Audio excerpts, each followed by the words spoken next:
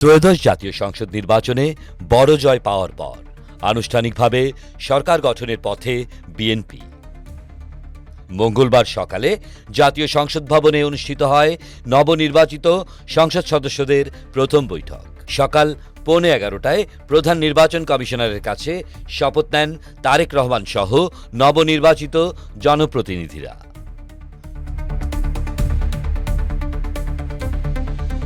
শপথ শেষে শুরু হয় সংসদীয় দলের বৈঠক। বৈঠকে সর্বসম্মতিক্রমে তারেক রহমানকে সংসদীয় দলের নেতা নির্বাচিত করা হয়। এর মধ্য দিয়ে তিনি দেশের নতুন প্রধানমন্ত্রী হিসেবে দায়িত্ব নেয়ার আনুষ্ঠানিকতা সম্পন্ন করেন। দলীয় সূত্র বলছে, শিগগিরই রাষ্ট্রপতির কাছে সরকার গঠনের দাবি জানানো হবে।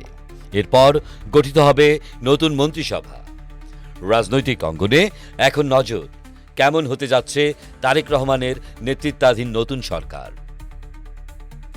বাংলাবাজার পত্রিকা, ডিজিটাল।